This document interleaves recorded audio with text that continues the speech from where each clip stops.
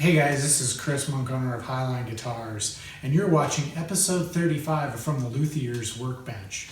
In this episode, what I wanted to talk about was a new Dremel accessory which I've created to help simplify and speed up the process of nipping those little tangs off the ends of fret wire. Now, for those of you who are experienced luthiers, you know exactly what I'm talking about. And for those of you who don't understand, I would suggest Googling nipping fret tangs or search for it on YouTube. There's plenty of information out there about what it is and why we do it. But in a nutshell, I'm basically taking a length of fret wire cut precisely to the width of the slot that it's going to be installed in. And then I'm just going to take off the very ends of the tang so it doesn't stick out of the fretboard. So now to do that, in the past, I was using tools like this repurposed sheet metal nipper. You can buy these on eBay, and in fact, if you search for fret tang nippers, you'll see a lot of these that'll come up. There's also some more advanced versions of this tool that are a little bit more expensive, but they probably work a little bit better. The problem I have with this tool is it's not very consistent and it's fairly unreliable. When you use it to nip off the fret tangs, this tool in particular had a tendency just to bend the tang sometimes. And it doesn't work at all with stainless steel. It simply just isn't strong enough. And I would find oftentimes, even if I was wearing gloves, I'd get blisters using one of these things. So I stopped using it. And what I've been using is just the disc sander on my belt sander. I would just take the fret wire right up to the edge of the disc, and just nip it off. I think I've shot some videos showing that before. That works really well, but the problem is it requires very precise control. And if you have a moment of lack of concentration, not only will you take off that little portion of the fret tang, but you'll also grind away part of the crown, which is a bad thing. So what I wanted to come up with was an accessory for my Dremel that would allow me just to quickly zip off that tang without too much effort, and I wanted it to be faster. So I've kind of worked up this simple accessory here, and I'll explain how it works.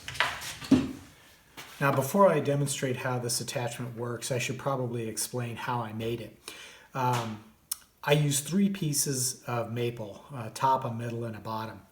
The top is 3 inches in length, 1 inch wide, and a 1/2 inch thick. And then along the center, right in the middle, I drilled a 1/2 inch diameter hole all the way through that top piece.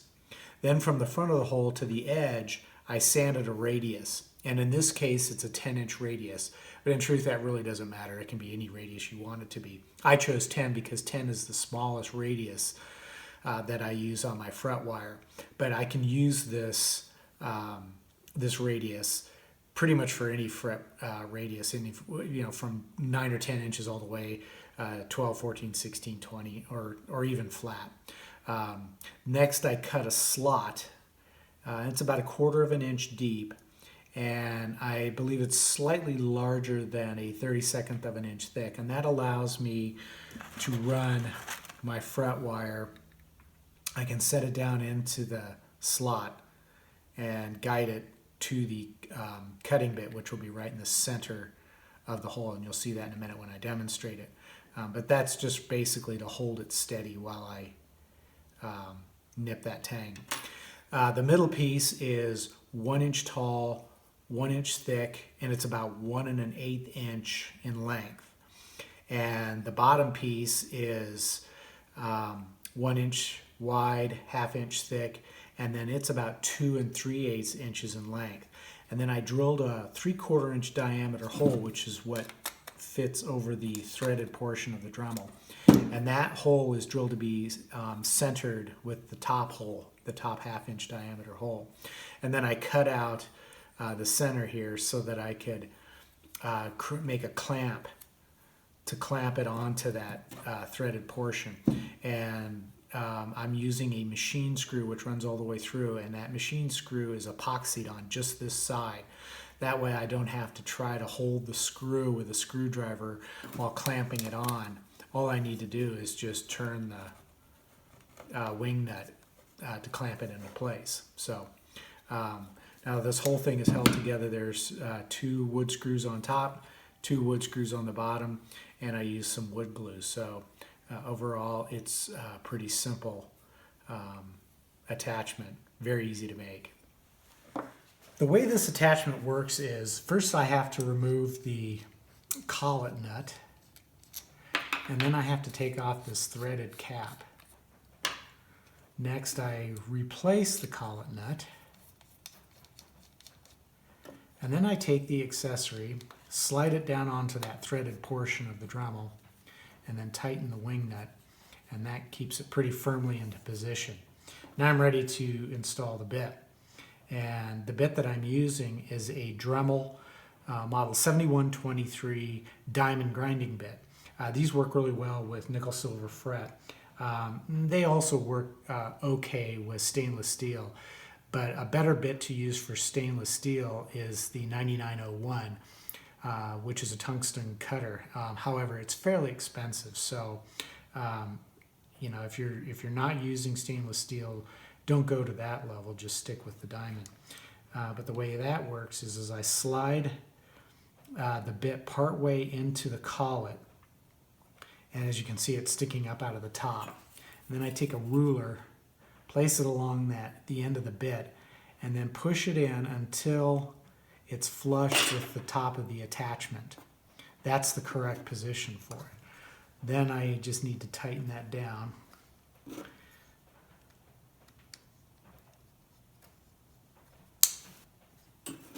That can be kind of tricky because there isn't a lot of room to work in here. But there we are ready to nip off a fret tang. And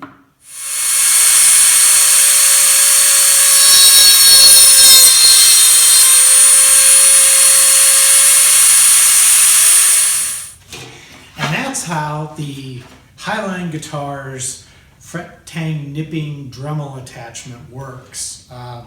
One thing I do want to mention is these Dremel 7123 diamond bits do wear out, so you may want to buy them in bulk. And also you should be careful. If you buy them online, there's a lot of knockoff imported bits that I don't think are as good a quality as the Dremel bits. I do have a 9901 tungsten bit on order, and when it comes in, I'm going to test it out with both nickel silver and the stainless steel. I suspect it's going to work much better and last much longer, so I'll provide an update for that when it comes in. But in the next episode, I'm going to be sharing with you another technique that uses the Dremel. And what this technique does is it gives me a perfect rounded hemispherical fret end, which seems to be all the rage these days.